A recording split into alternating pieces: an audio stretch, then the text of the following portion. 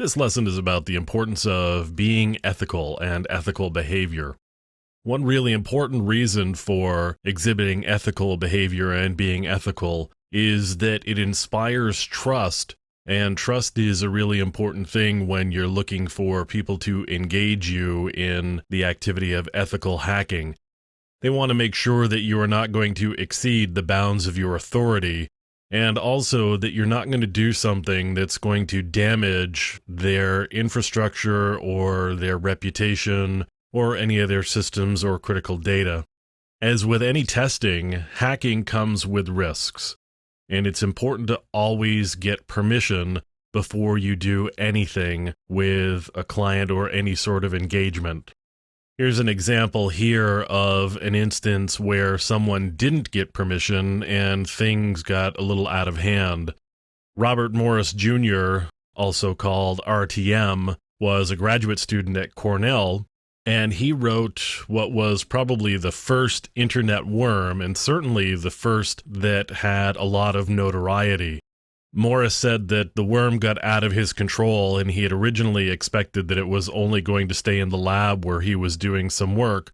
Instead, it got through what was then the entire internet and took down a large number of systems.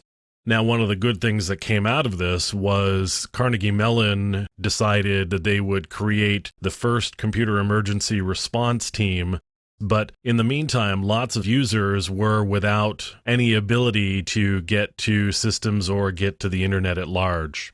So again, it's really important to get permission before you do anything. It's also really important to know what you've agreed to do.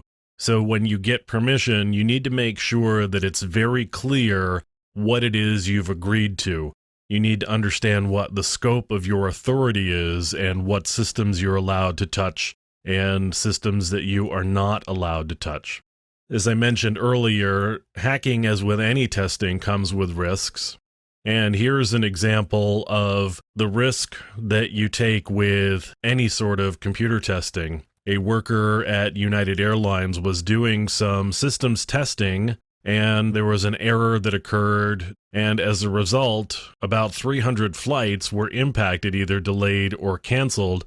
So lots of people were impacted due to this one error that occurred. No matter how careful you are, there's always a risk that you're going to have some negative impact on a system.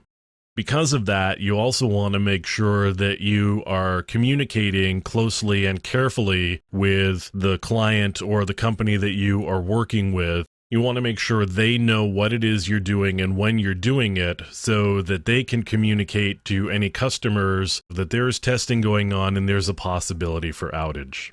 So again, it's certainly in the title, ethical hacking, but I can't stress enough how important being ethical is to this whole process and the work that you're undergoing.